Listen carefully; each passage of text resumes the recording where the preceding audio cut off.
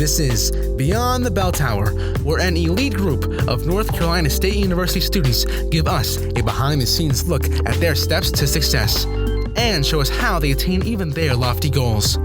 These students, who are in the top 10% of the country, are active in Student Support Services at NC State, a nationally recognized program designed to provide support for low-income, first-generation college students. Nationally, this population has an 11% graduation rate within 6 years. The Student Support Services students surpass that rate each year and go on to become doctors, dentists, accountants, and engineers. They work at Google, Apple, and the NCAA. They have earned PhDs in Ivy League colleges. These students go well beyond the bell tower to reach this level of success.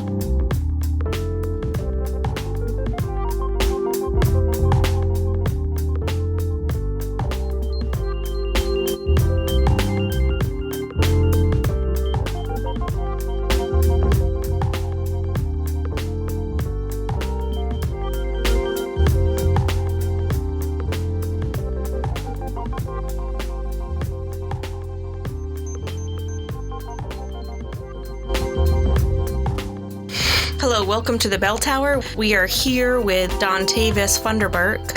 He is an SSS alum, and he has taken time out of his homecoming festivities schedule to speak with us about money. So, Dontavis, what's going on? Nothing much, Sarah. Doing awesome.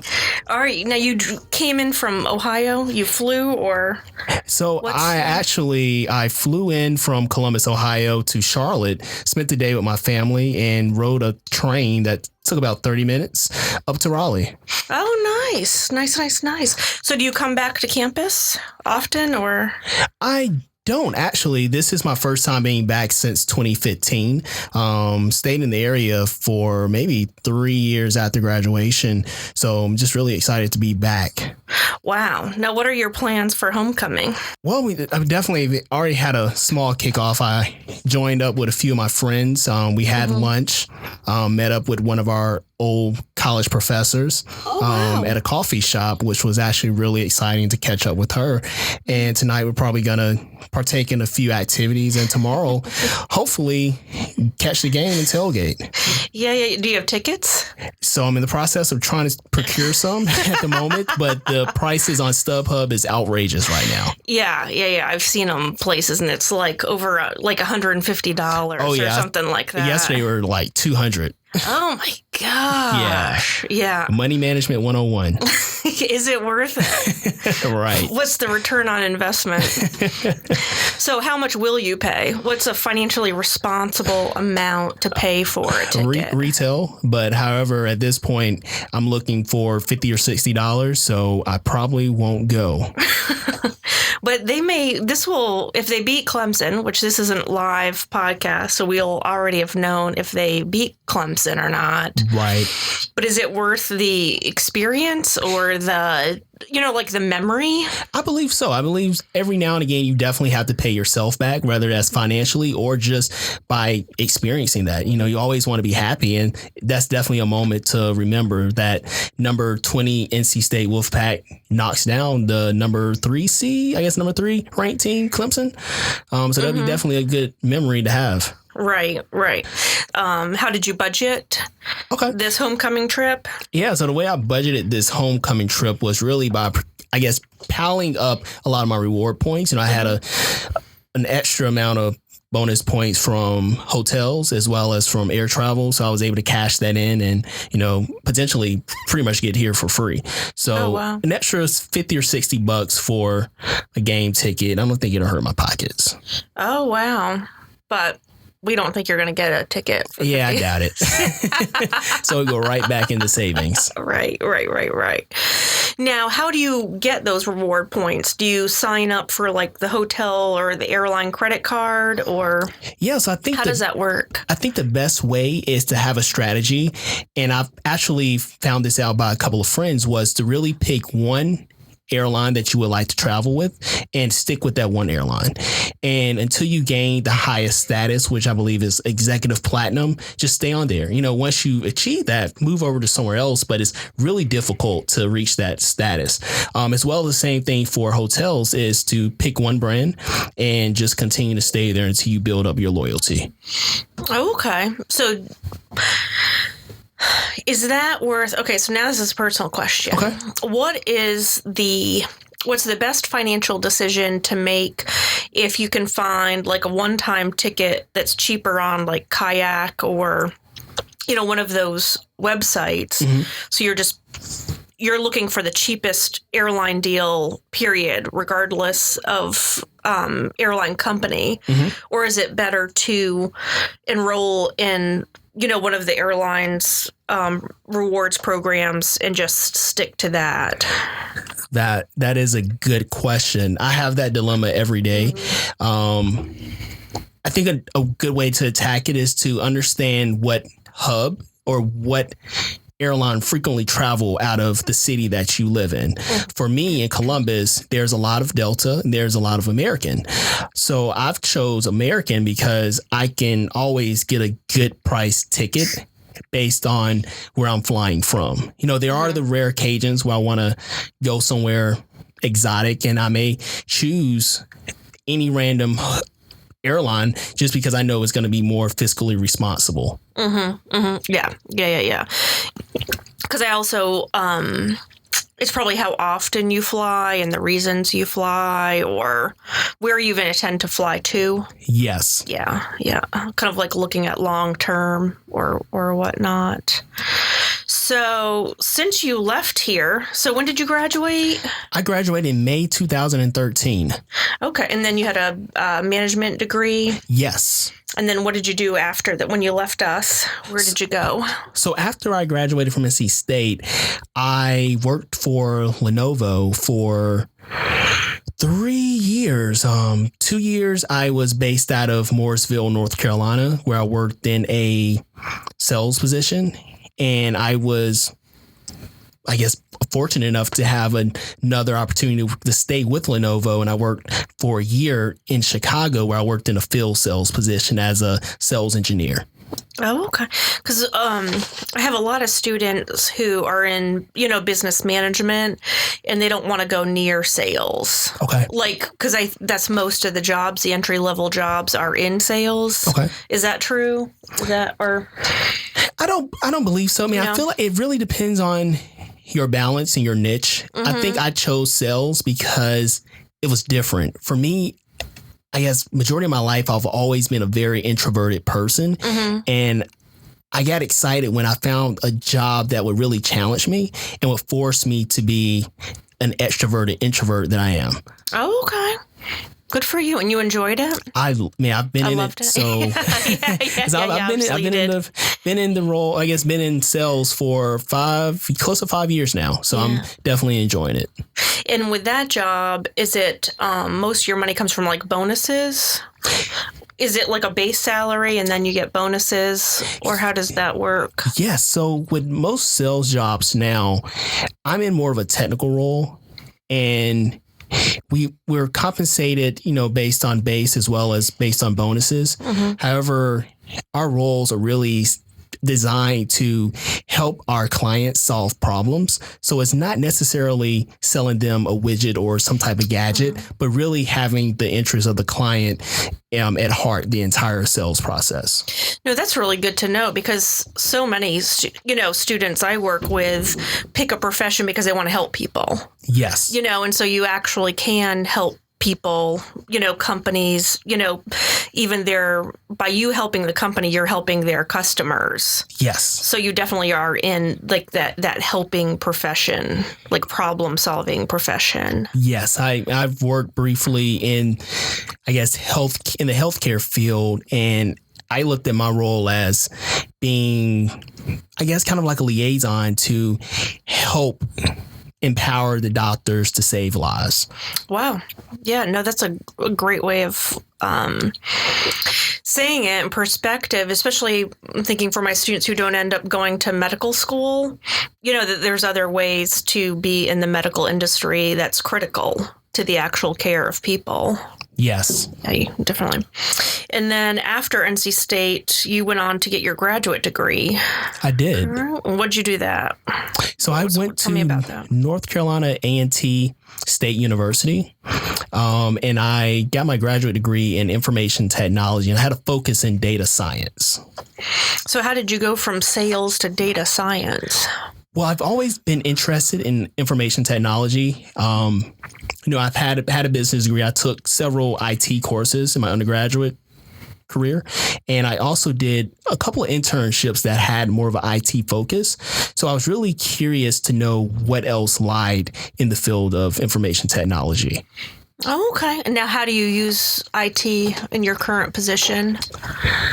Well, I use it on a daily basis. I actually work for a major technology company where I am a technical specialist for cloud computing. Oh, so you're working with the cloud? I am working with the cloud. Oh, wow. That's exciting. It is. I mean,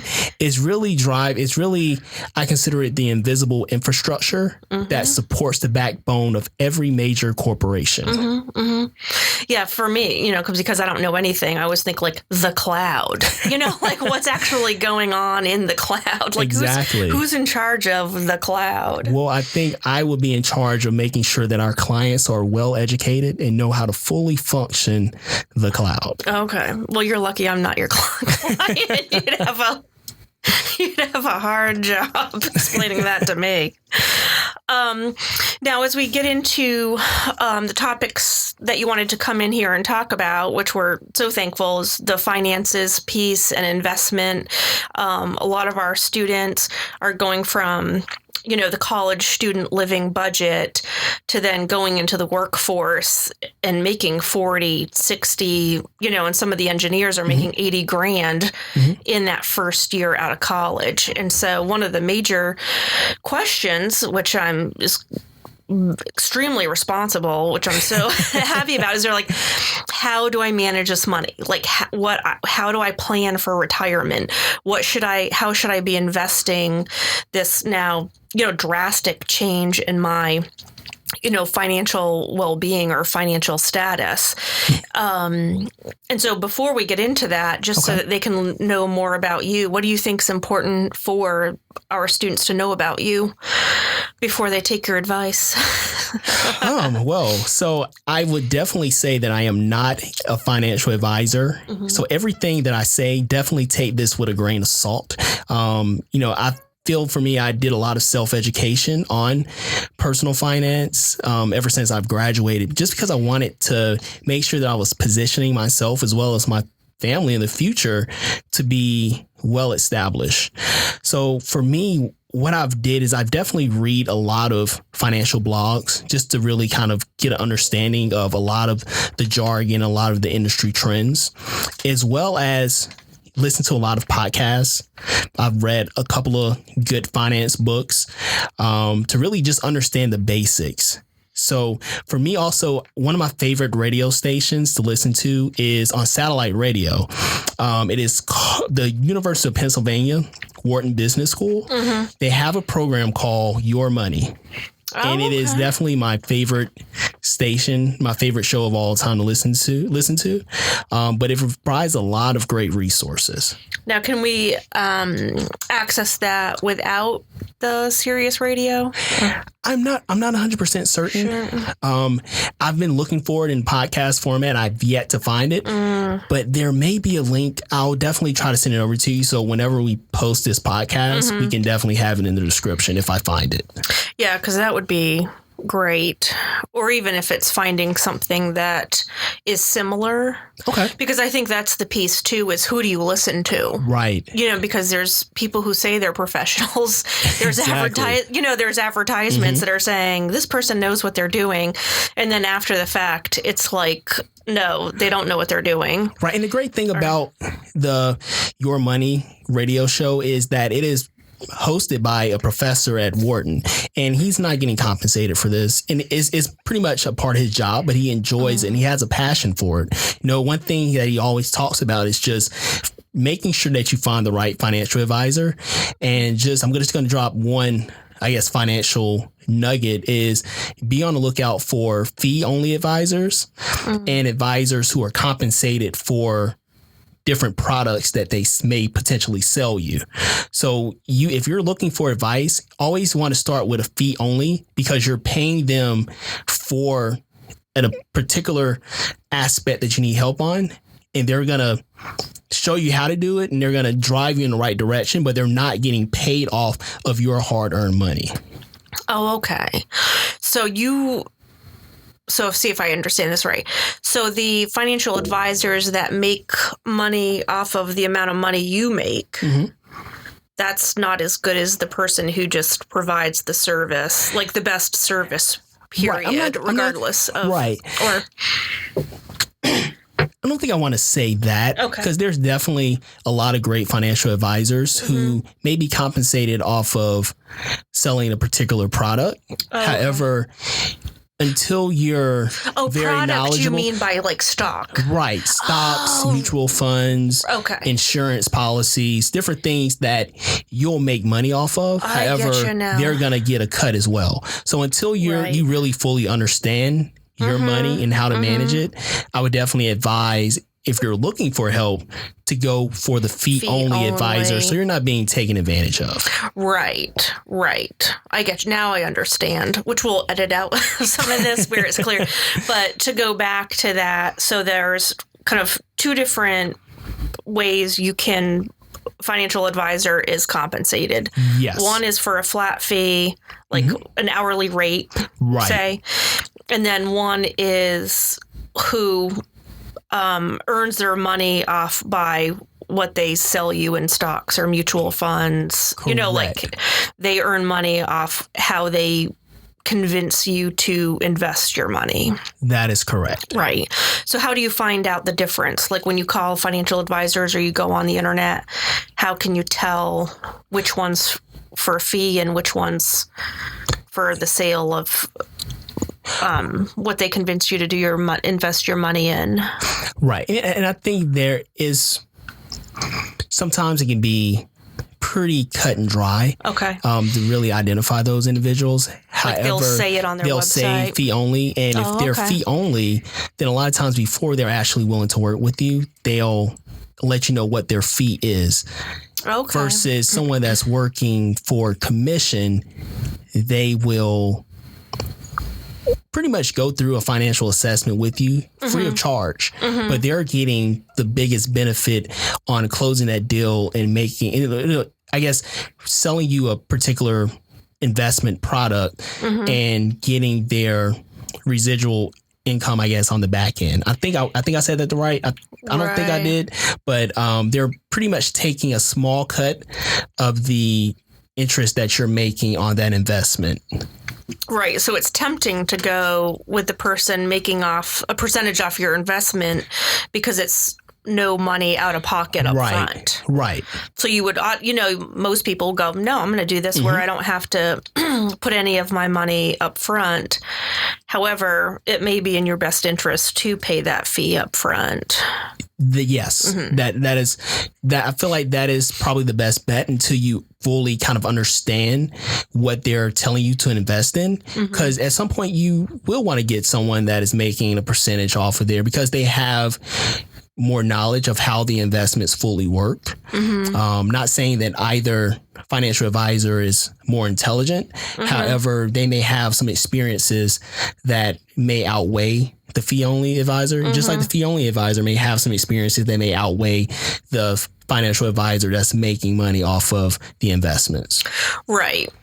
So I guess, kind of to sum that up is there's two ways that a financial advisor makes their money, and one way may be better for you than another way.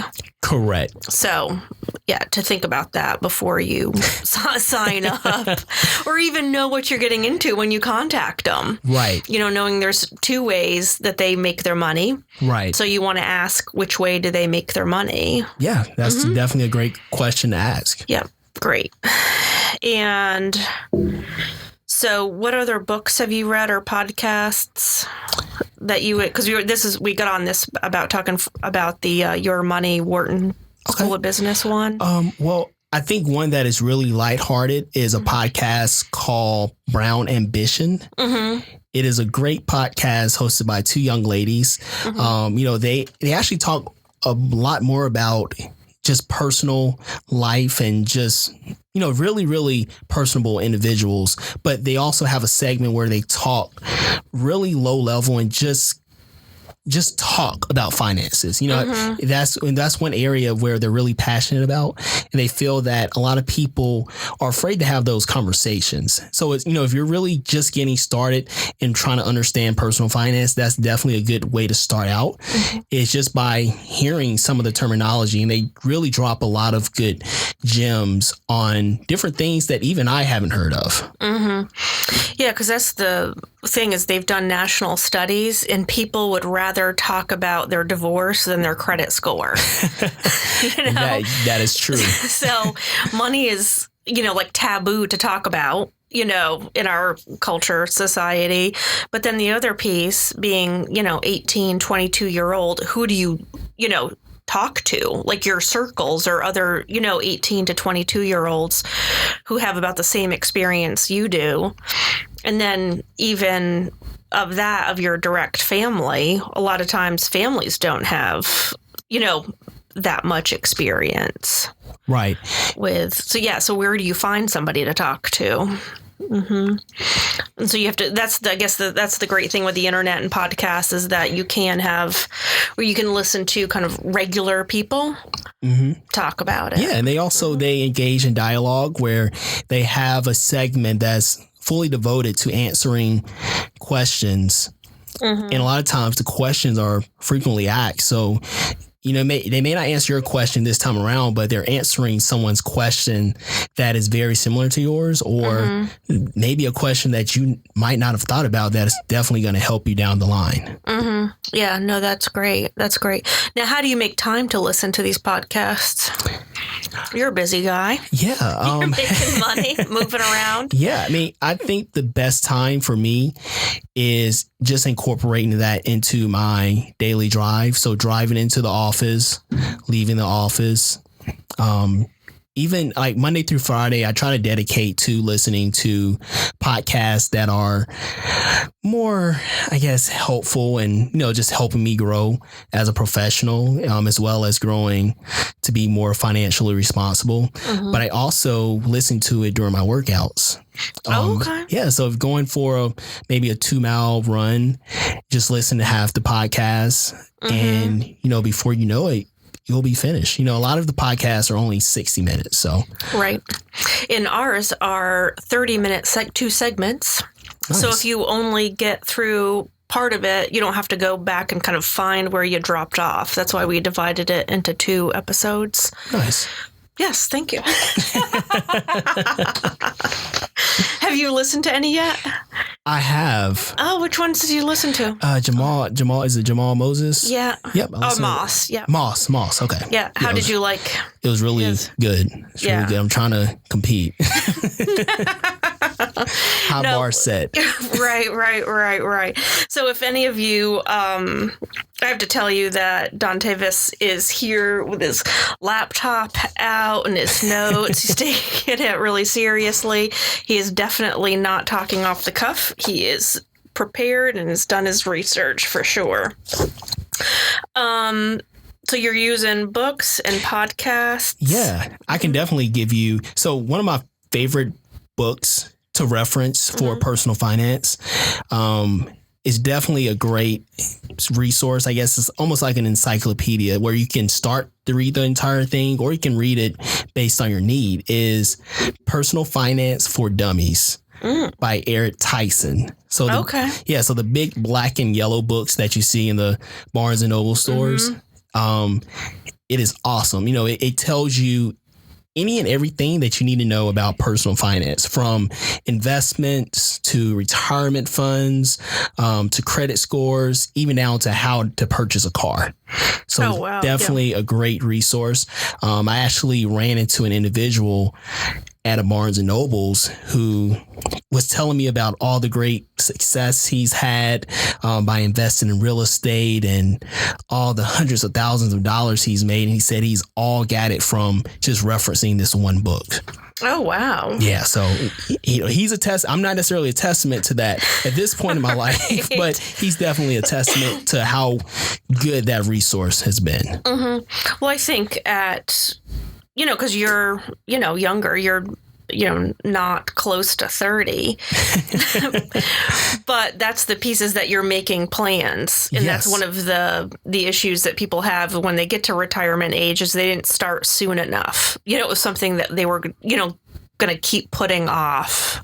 Yes. And doing. So, I mean, I think you would agree, like, you're making the first most important step is to prioritize it. Yes, definitely a priority. Now, what are you doing now for your, like, investments and budgeting and managing money? Or even what did you do while you were here at NC State? And then how has it changed? So tell us some more stories, Dontavis. So when I was at NC State, I was living paycheck to paycheck, I guess, in a sense.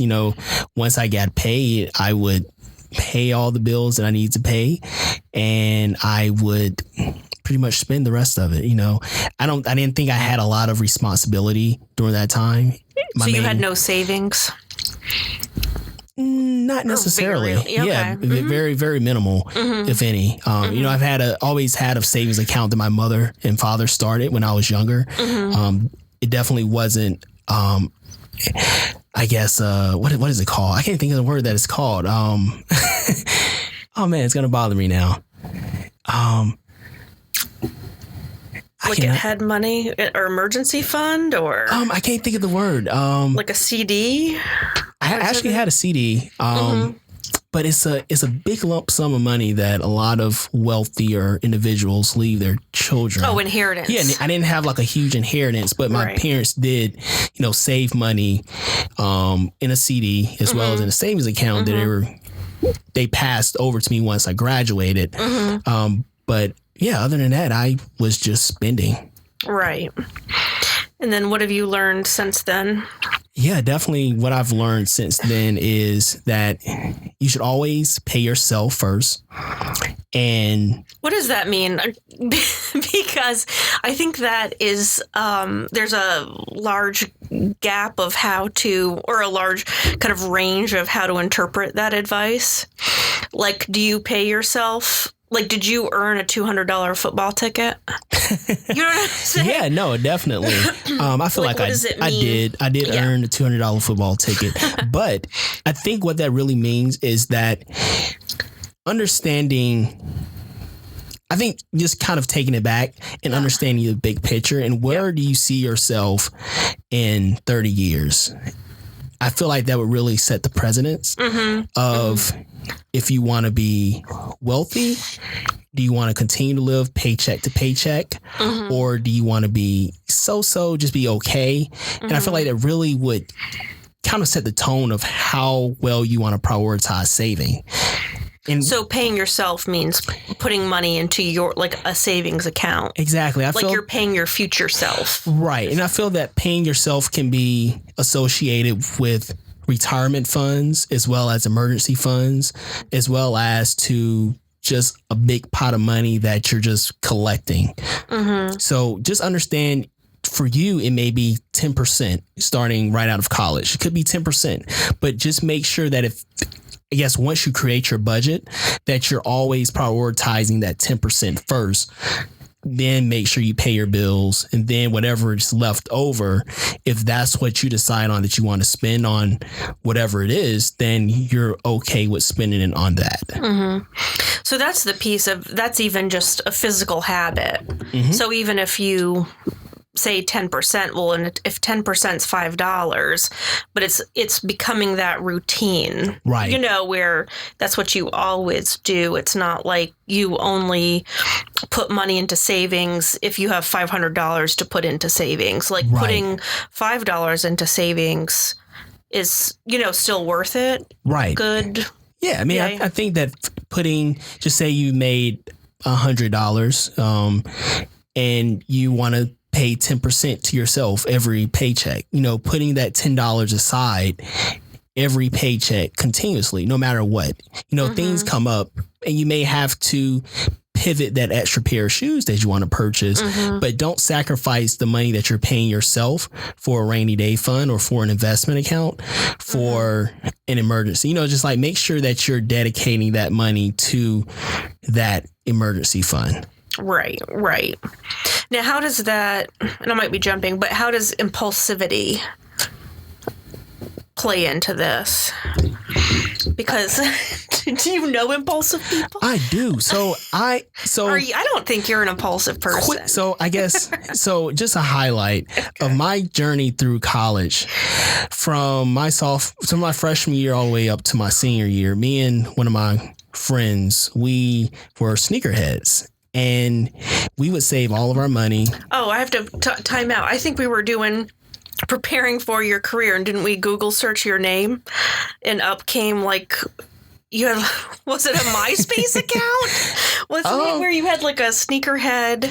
Oh, yeah. It might have been my Twitter account. But it was still there, like your sneakerhead. Yeah, it was Twitter Sneaker account. Boy 2012 was my Twitter handle because I was a sneakerhead. Right. And that was serious. I didn't know anybody very serious. Like that before you. That's a whole other conversation for another discussion. But this is really around impulse buying, where I would literally spend all of my money on sneakers.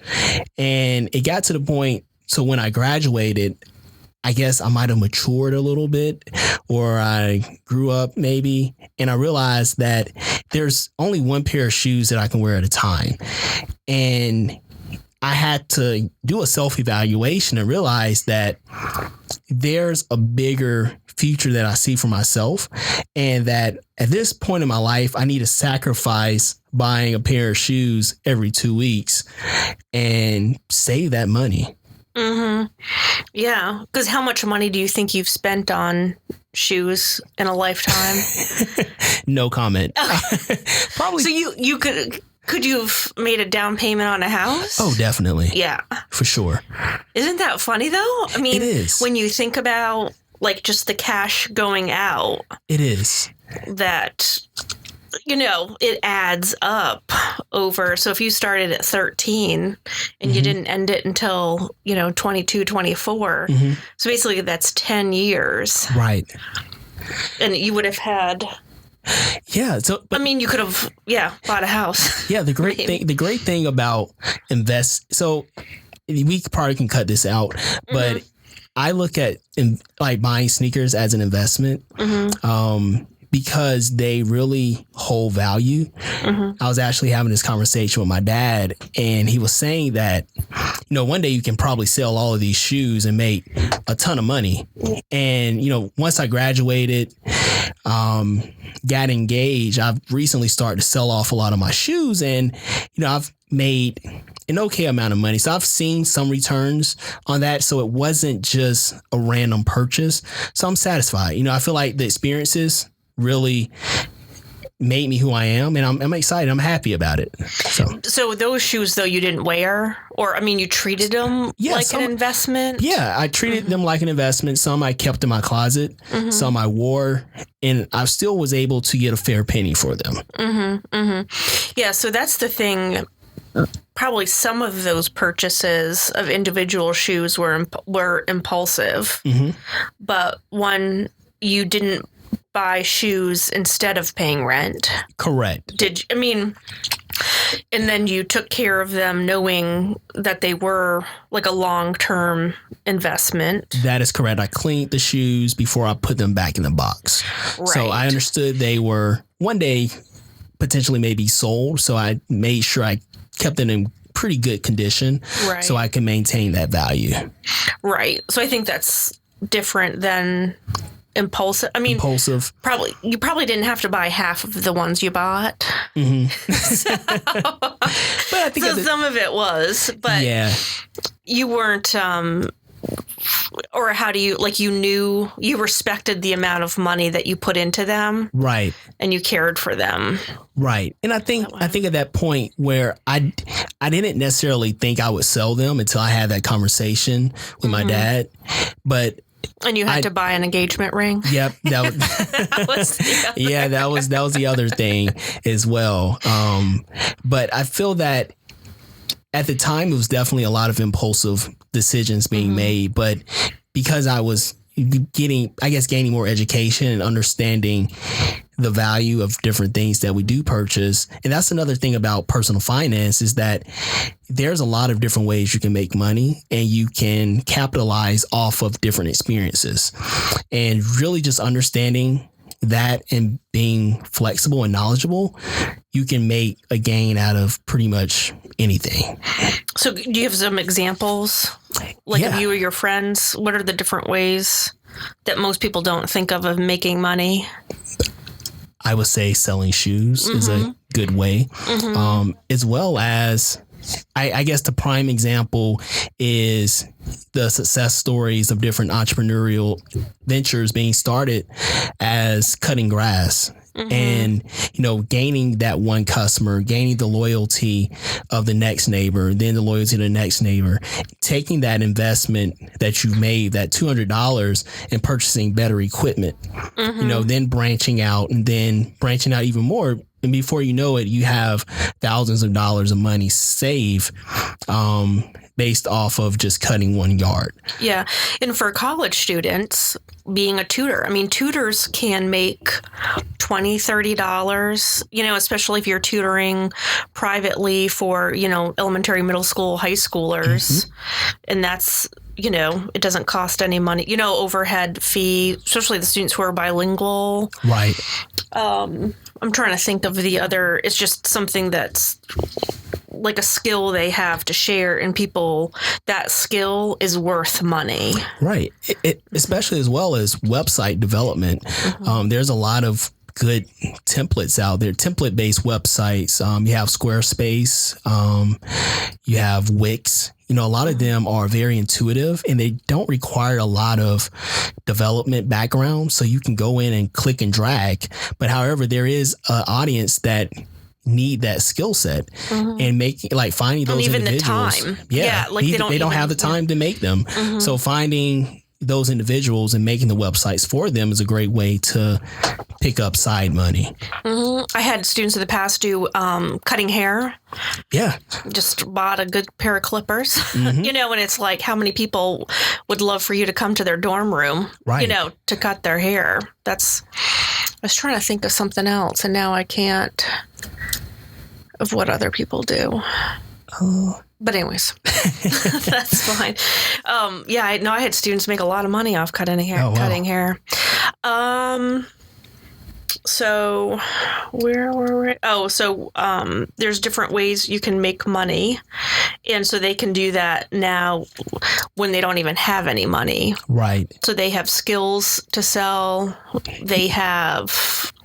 Because with the sneakers, would you consider that like a hobby or? Well, it's more so of a passion. I really dislike shoe resellers because they take a lot of the value out of the culture. But for me as a sneakerhead, I've gotten my wear out of the shoes and I would like to pass them along to other individuals to gain that same joy that I did. Yeah, so it's like if you're passionate about something, somebody else is probably going to be passionate about that, and they're going to compensate you for that. Or with passion, they're not going to make logical financial decisions. So if you can make money off of them. somebody else's emotions. Right. Because isn't that probably the biggest mistake people make, is making emotional decisions with money, or not? Yeah, I mean, I think a lot of people... Or how do you, how do you handle that with making... Yeah, I mean, I think the question is around how to manage money with others around, or others in the picture. Or just even seeing what others do. Okay. Like, so with you, with your passion, I mean, I'm kind of silently judging that you bought that much, you spent that much money on sneakers, because I don't, it's not a big deal to me. So have you had that experience with others? Yeah. Where you can't believe what they're doing? Or yeah, so I'm trying to think of a good example. So I guess really is kind of,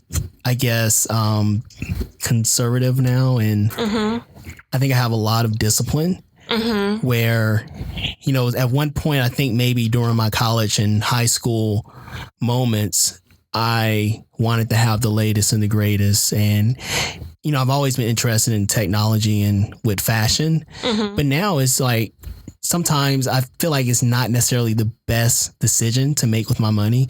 Because those are probably the two most expensive They definitely areas. Technology and fashion. Yeah, and I think that all goes back to your budget. And just understanding that this is your budget and this is tailored to what you need. And if you have that additional $100 at the end of the month, then cool. Spend that on whatever it is that you want, because you are working 40 hours a week and you only get one life to live. But if you know that you're not saving any money and you're just buying and buying and buying impulsively to keep up with the Joneses, then it's probably wise to set that money aside in the savings account, because you're never going to have the latest. You're never going to be the most trendy. It's just going to be a continuous cycle that you're never going to catch up to. Yeah, like, do you really need to buy the newest iPhone every time? Which I did not. Really? Because I think even they advise you is like, don't buy something when it comes out brand new for the first time, like the version, because they haven't worked out all the kinks. Yeah, it's a bell curve that's out there. I'm not for sure what the name of it is, but they talk about early adopters. Then you have like the late bloomers, and you have the people that finally gets on it at the last minute. But I guess really understanding what person you are, and they say not to buy the things, but they've been tested. A lot of the technology has been tested. It's been beta tested, been alpha tested. So it's a proven technology that works. But with everything new, of course, it may have a few bugs in it. But if you know that you're a late adapter to technology, then yeah, I don't think it's worth it. And so that you have, the terms, you don't feel bad about yourself. It's almost like a personality type is what you're saying. Yeah, it's pretty much a personality type. And that's the thing is that, purchasing, buying, spending money, investing money, it's a very personal decision, and it's based upon a personality type. It is. Now, you have your laptop there, and I've been with your information and what you'd like to share, and I've kind of spent the first 30 minutes asking my silly question, asking for clarification. But what do you think is important for current students to know about money and finances and investments and retirement? Okay. I think I can hit on budget first. I definitely want to drive budget home really hard. I actually didn't start a budget until maybe 6 months after I started working. I was really just making money, actually living at a reduced rate. I continued student living for an extra year to make sure that I can build up my nest egg. Nest egg is really... And so you did student living budget. Yes, I did a student living. Yeah, I actually did live in student housing still. Okay. Outside of NC State, of course. Right. But, it was for me, it was a way for me to jumpstart my nest egg. And what a nest egg is just that baseline of savings that you have for your rainy day fund. Yeah, because I've heard it's like still live like you're poor. Right. So I did that for a year. And, I don't have any shame about it, because I could have lived in an expensive apartment and paid rent to someone else for an asset that I didn't own, but I decided to live in student housing. But once I did create that budget, there's a lot of great templates. If you just Google search friendly budget template, you'll see what you like and you can really tailor it around what's best fit for you. But just understanding your priorities being your rent, your utilities, as well as any other fees that you may have or expenses, such as student loans, as well as a car payment. Just really understanding that and seeing what it costs for you to pay that based on your actual paycheck, you can see the difference of how much you have left over. So after paying all that money, sometimes individuals may have $500 left over. Mm-hmm. And with that $500, a lot of times they don't know because they haven't been keeping track of the extra money. And maybe for you, saving $250 a month would help, saving the $250 and then having $250 additionally to spend on whatever it is that you want to spend. But those are small ways that you can prevent from living paycheck to paycheck, is by simply doing a budget and understanding where every cent of your dollar is going. And so that's the thing for students to think about, is that when you do get your first full-time job, more than likely you will have $250 to put in savings. You can't believe that now. Mm-hmm. But if you make reasonable decisions like living in cheap housing or affordable housing, kind of living, kind of like you're still a poor college student, when you're making 40 grand or, 35 grand at the lowest, you will have $250 to save. Right. And it's really just understanding what you can afford and not being ashamed or feeling like you're comparing yourself to others, because everyone has their own personal journey. It doesn't mean that if they're making more money today, that they're going to be making more money tomorrow. So it's really making sure that you're caring about self first instead of comparing yourself to others, because you never know, they could be living paycheck to paycheck in order to keep up with you. Because did you ever have that experience where it seemed like your friends had more money than you did, or you had to say no to doing things? Like today or tomorrow, what it's going to be like when you say, no, I can't buy a football ticket. Right. Thankfully, no. I feel like me and my friends were all really transparent. We're all actually blessed and fortunate to be in good situations now. So we've never felt that we were comparing each other to how much money we made or what we could do. If there's something that I don't think that's in my budget for the month, then I'll let them know. And they've never chastised me, and vice versa. It's like we all have our own responsibilities. Some may have more student loans than others. And, if that's something that we can't afford at the moment, then hey, we just catch it on the next time around. Right. Like saying you don't have money this month isn't a bad thing. It's going to feel bad to say, because that's like before when you were saying discipline is you don't normally like discipline. Like discipline means you have to do something that you don't want to do. Exactly. And a lot of times I say, I may not have it, but it's more so my choice of not spending my money on something I didn't plan on spending it on. Yeah, you want to spend your money on other things. Yes. Yep. Yeah, no, for sure. So we have the budgeting. Okay. Now, what happens when emergencies happen, or I'm even thinking of kind of like freak opportunities. Right. How do you manage, how do you budget for the craziness of life? Well, I think the rule of thumb is to save an emergency fund of, 6 months of expenses. So just say you have rent and Dontavis, I just fell on the floor. How is somebody going to save up 6 months of How long does it take to save up 6 months? Well, you really have to understand how much money you make. And, it's like, you may not be fortunate enough to have that coming right out of college. But it also, if it's saving $100 every month, then that's something that you have to do, because you don't want to be in a bad predicament if you're laid off, because layoffs happen, over the next 2 years. So you're saving up for tomorrow, not necessarily for the next day. Right. And it's just making positive, choices. Right. Knowing that you're going to appreciate this $100 in 2 years much more than right now. Exactly. You're going to, this, $100 is going to be worth, maybe keeping an apartment in 2 years. Right. Or maybe, go ahead.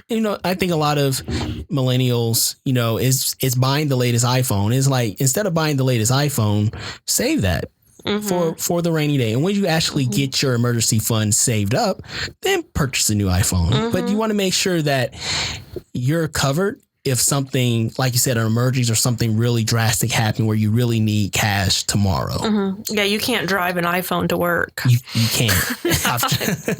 Well, you can always call it Uber. Right. Yeah, exactly. So we got the budget to keep track of what you're spending. And then you make changes, obviously, on that. And then you have the saving up so that you have 6 months expenses. Yes.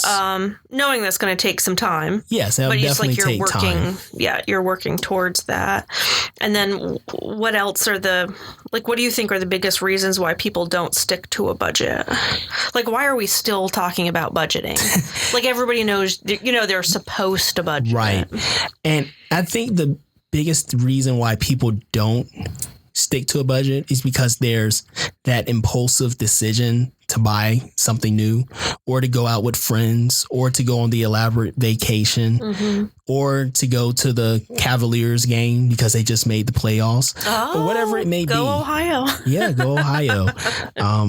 But it's always something that's coming up that you're not expecting. But because we are all human, we want to be a part of it. We want to be in the now. So really just making sure that you stick to that budget. Yeah. And I'm saying it now. I'm not a financial advisor, but my fiance tells me this all the time. I'm really passionate about this stuff, and she loves it. But it's just like, I'm always here to help. I'm not making money off of it. I don't want to steer in the wrong direction either. But it's just like something that I'm willing to help with. Just creating a budget is pretty simple. Right. Well, and that's, again, how you learn. You learn from people like you. It's hard to sit and learn from somebody that seems, eons away. You know, you have nothing in common with, but, there's a value of a friend helping a friend who's been in their exact position. That is true. And I feel like this is a great segue.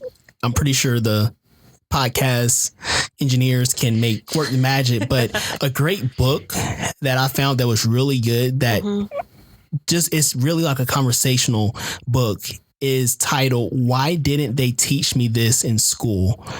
99 Personal Money Management Principles." And that is by Carrie Siegel. Okay. And, the book really just talks about the things that you don't learn in, I guess, a thermodynamics class. Right. You're talking about how to manage money. A lot of individuals come out of school, like you said, make your range from $30,000 to $80,000. And if you're used to managing $200 a week, then that's managing $2,000 a month. Yeah, is a lot that's different. A huge jump. So this book really walks you through just different ways to understand how to manage money, and just a lot of things you would think that's common sense that we don't do as recent graduates. Well, and that's a big push nationally, is to include financial literacy in high schools and colleges. There's a lot of colleges who require students to have a financial literacy class. as part of the degree requirements. And a lot of students are saying, why aren't you making me take a financial literacy class? Like, yes, I know I need this, please teach me. I took accounting. I took 5 different economics classes. I took another class. I took a finance class as well. And I didn't learn anything about personal finance. Yeah. And that's probably the most critical, It's the most likely thing you'll be working with on a daily basis after graduation. It's your own personal finances. Right. And so that's the piece of, why you're here today, is that we've got to get people started on educating themselves, because it's not going to be provided to them. Correct. It's all self-initiated and with that discipline. So it's like we have to create our own community to address this, because there's no kind of community on campus, perhaps, that just focuses on personal finance.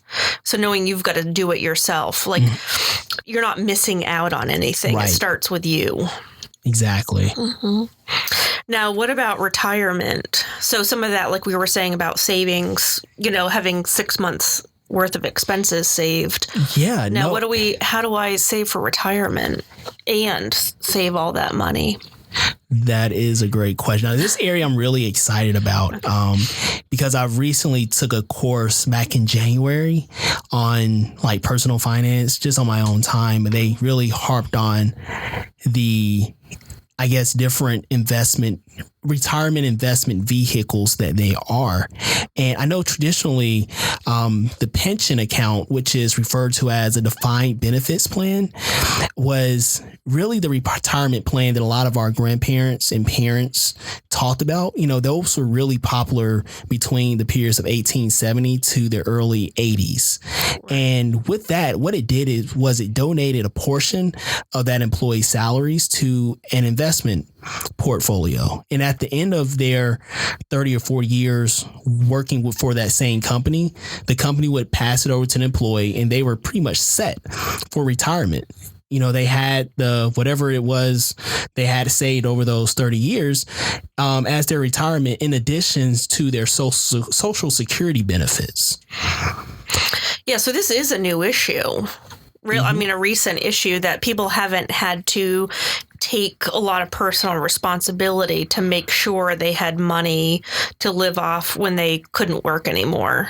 Yes. Correct. Like before it was the employer. They were taking care of it. Mm-hmm. And now it's you as an individual that has to take care of it. Right. It was like the biggest thing is that the employer, they took ownership of this. And once you retire, you were set.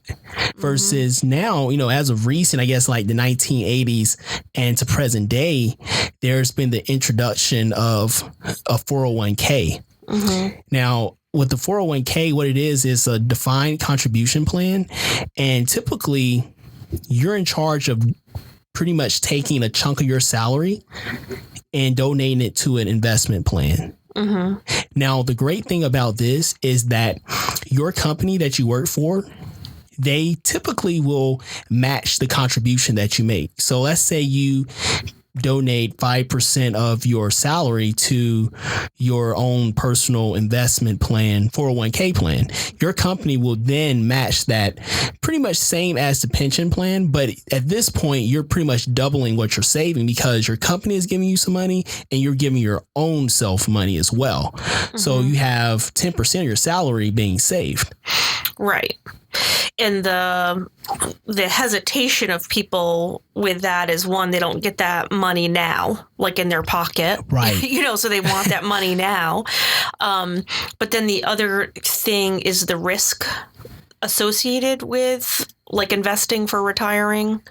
So with the 401k, you're investing that money at, because you can pick like low risk, medium risk, high risk, like you're in charge of that with regard to your own 401k. You are. It's definitely an easy way to get an introduction to investment. But the biggest thing is making sure that if you can invest the amount that your company is willing to match you, usually it's cut off at 6%.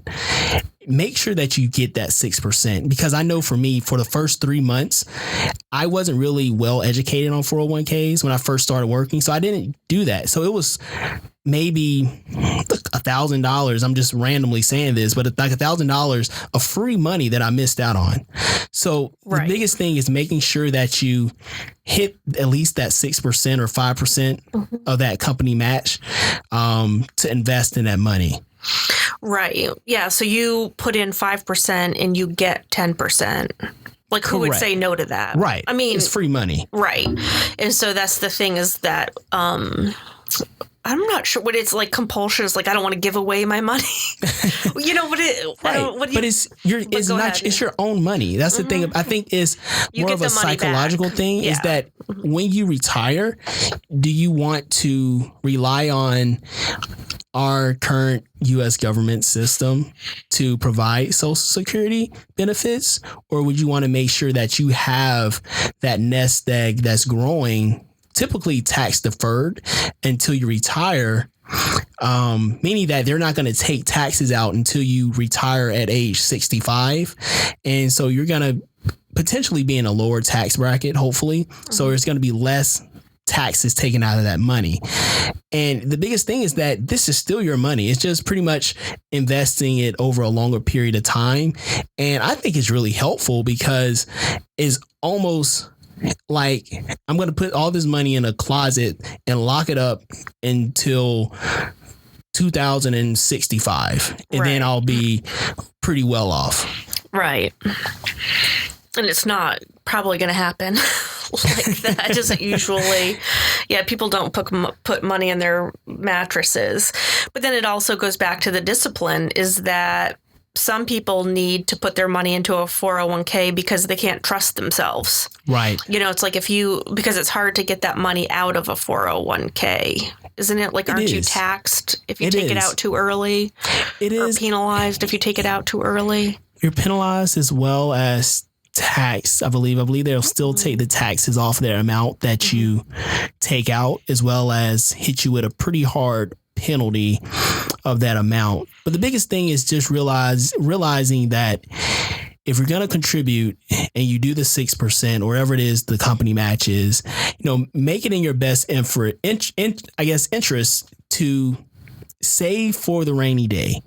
And it all comes back down to budget and understanding what is a feasible number for you. And maybe starting out right out of college is 2%. It's not getting that full company match, because you may have certain bills that you have to pay. I know everyone has student loans. And if you're not, you're definitely fortunate. But, just making sure what really fits you and what works for you. Mm-hmm. Yeah, exactly. Going back to that, like your personality when it comes to money. Mm-hmm. Mm-hmm. Now, because when people consider jobs, like what employers to go to, they just usually think of with salary. Yes. But are there different retirement investment packages that are attached to salaries that students should consider? Yeah, I would definitely say that they are.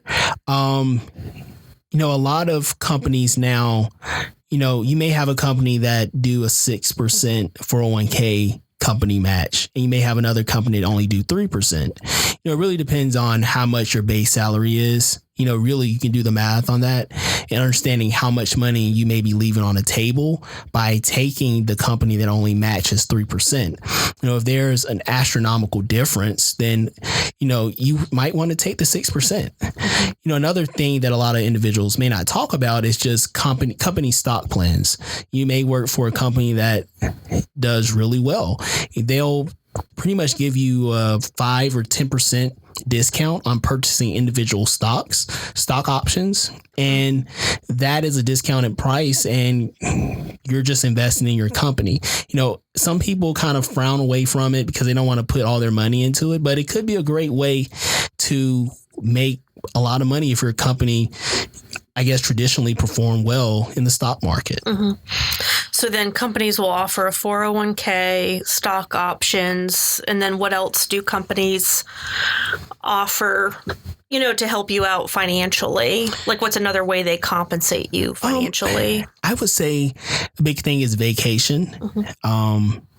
Vacation, some companies may only give you a week off. Some companies may give you unlimited vacation days. Because that's Lenovo does that now. They do. Yeah. They do. There's always a caveat to those types of things. But, but it's like, you got to understand what is best for you and your lifestyle, because unlimited vacation days may be important. And if you look at the amount of money that you could be missing if your company don't provide paid vacation days, it could, it equivalates to more money as well. That could be taken out of your overall salary. I would say look into that as well as to health benefits. We live in an era where,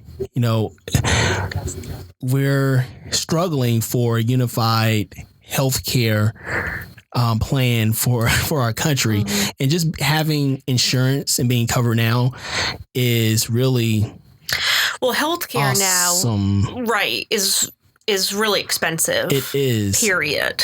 It just, and so it's that. Now at 22, you may not have major, health concerns. You may, never go to the doctor. But yeah, as you get older, you'll need to have health coverage, because nobody can write a check for an emergency room visit. That's $2,000. Nobody can do that. And so finding out, who those health benefits, or even the Family Medical Leave Act, like how much time you get off for having children, like paternity leave even. Yeah. And other options. Yeah, that's definitely a huge benefit. Maternity as well as paternity leave. There's a lot of companies now that are offering, 5 weeks to 2 months for fathers, which is definitely important if you're a young individual that may have children or plan on having children, I guess, a year or 2 years out of college. Yeah, and when you're 50, that's not going to be a priority. Right. Right. Another one is also an HSA plan, health savings account. A lot of companies now, they provide low risk younger individuals with free health care. They pay for any type of preventive maintenance. So going to get a yearly checkup, going to get your eyes checked, going to get your teeth cleaned, it's included within your compensation package, as well as a lump sum of money they donate. I guess they'll give you to go into your health savings account to save up. And that account actually accrues interest. So it's almost seemed like a small investment that your company is willing to give you. Right. And that you don't get taxed on. That is correct. Right.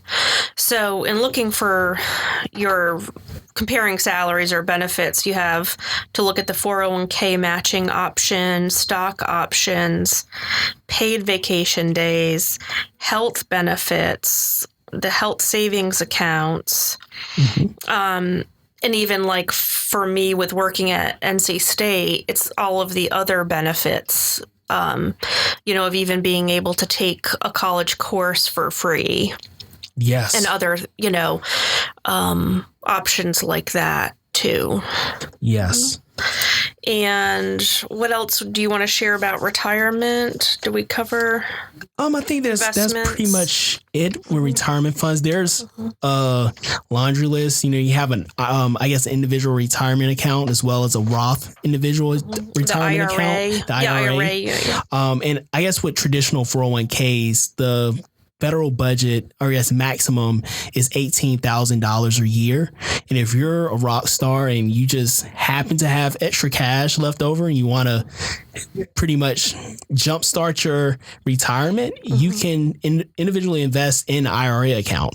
And, there's a lot of great tax benefits to doing that. If that's something, if you're, sometimes your company may not offer the 401k and they may offer IRA. Or you may have to go out and seek an IRA through another investment firm as an individual. That's definitely something to do more research into. But just for the sake of, I guess, pretty much basic level understanding of what you should know right outside of college, it's definitely good to do additional research on the IRA and understand that there's other retirement investment vehicles out there outside of 401ks. Right. So a lot of our students are starting their own businesses, right. And are bright and have patents. And that's the thing when you do that payout, of selling something that. Right. Yeah, you definitely. I think it's Roth IRA. Mm-hmm. And then what about credit card debt? Oh, yeah. That's a big thing. Yeah. credit card. So I was actually having this conversation with my fiance. I guess since this is a podcast, I'll shout her out. But, some people are targeted for credit cards where they're in college. Some people aren't. So it really just depends. I've heard of some individuals that might have had a credit card debt. And I feel that as a college student, it's definitely important that you want to pay that off every month to keep the balance low, because the credit card actually has a really huge impact on your credit score if you allow that balance to be extremely high, as well as if you don't make those payments. So if you can stay away from credit cards, if you don't have any type of self-control, definitely do that. But on the flip side, if you have self-control, credit cards can be a useful resource to establish a line of credit. Yeah, so when they say you need the credit card to build your credit, certain people need a credit card to build their credit, because as much as a credit card can help your credit, it can also hurt your credit. It can. And so you just need to know who you are and be okay with that. Yes, because you don't want to have thousands of dollars in credit card debt, because typically with this type of debt, the interest rate is extremely high. A lot of credit cards, and they have like a rate of 18 to 22%.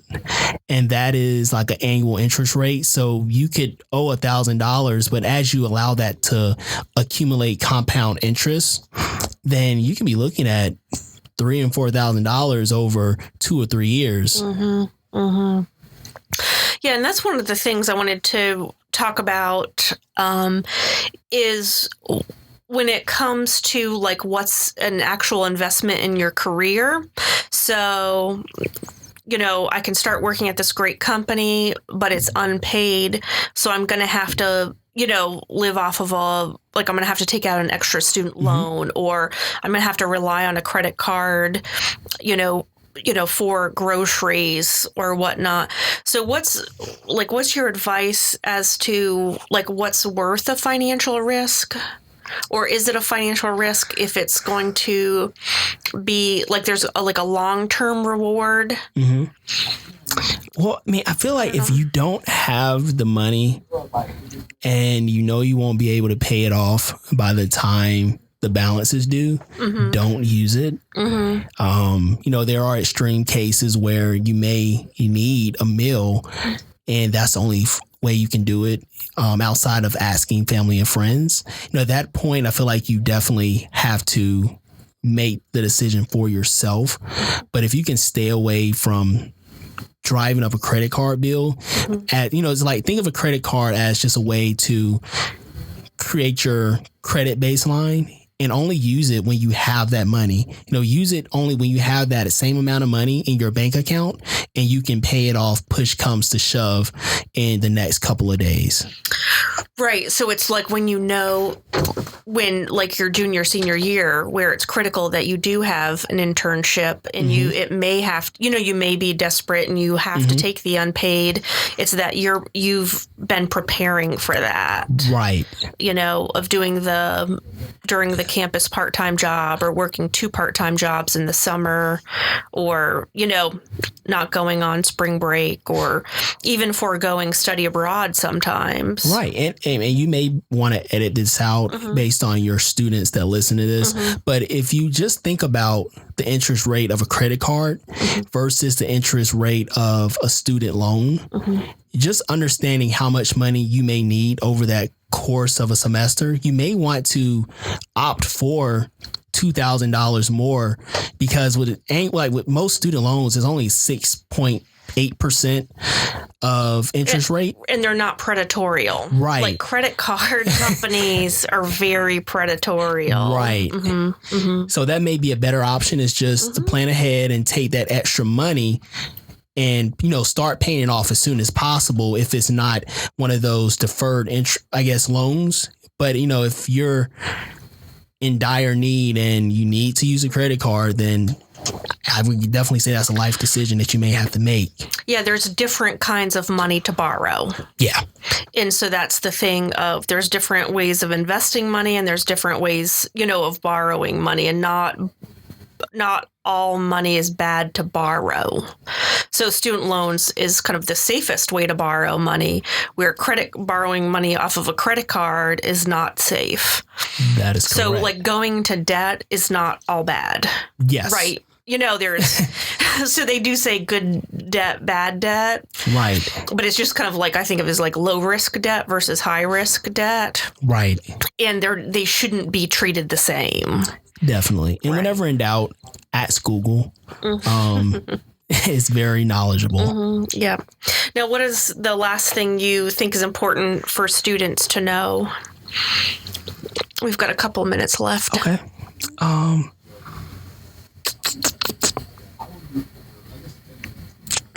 Well, what do you wish you would do better? Like, what's your goals of doing different? Oh, at this point, I feel like time is in my favor. And I feel like that it has definitely took me 4 years being in the real world to understand my money and to get to a point where, I prioritize my student loans, right out of college. So, I'm student loan debt free. Wow. Now Good I'm for able, you. Thank you. It's definitely a huge accomplishment, but now I'm able to focus on my retirement as well as on things I want to invest in the future. I've been blessed enough to be able to, invest in multiple facets of areas, I guess, where I've been able to buy individual stocks to see if that's something that I would want to do over a long period of time, as well as invest in my 401k, as well as saving for a rainy day, and just really understanding the difference and different nuances of how my money can grow. One area that I've been really focusing on is investing in mutual funds and really just understanding the power of following the pulse of the stock market, where I guess a mutual fund is a combination of different stocks that are merged into one to serve as, I guess, one individual stock.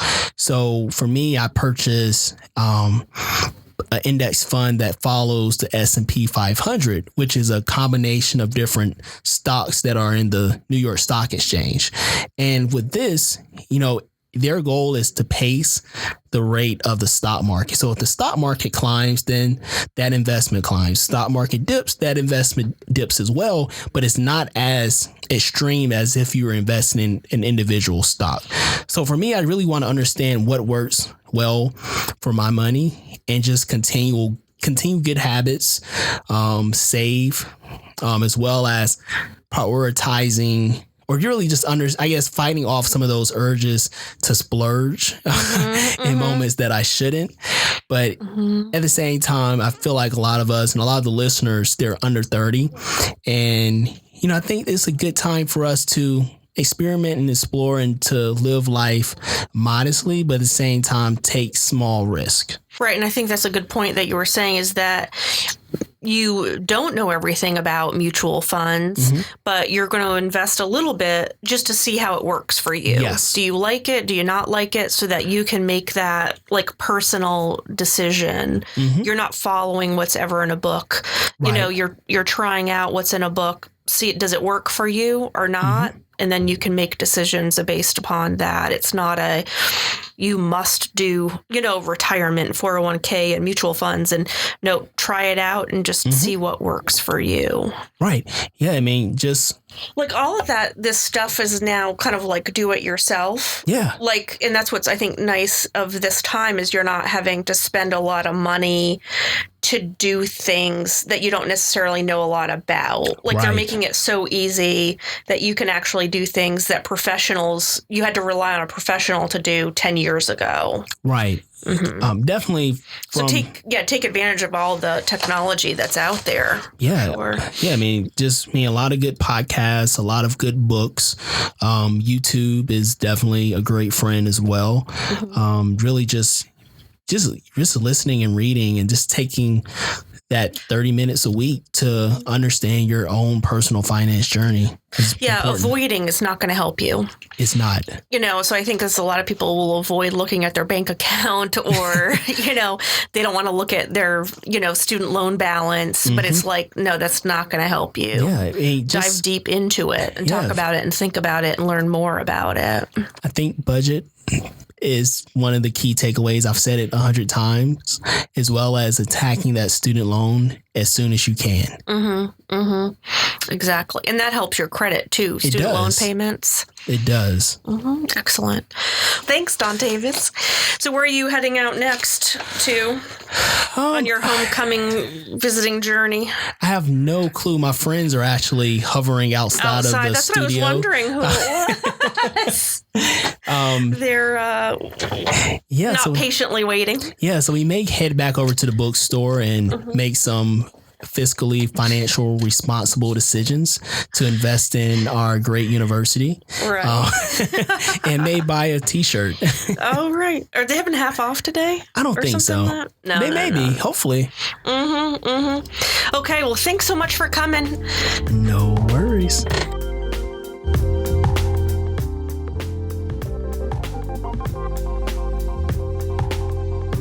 TRIO Student Support Services Program and Student Support Services STEM are federally funded college retention and completion programs. These programs focus on academic, personal, and career support for under-resourced undergraduate students. At TRIO SSS and SSS STEM, our goal is helping our students reach their goals. We are currently accepting new students to our program. Apply today.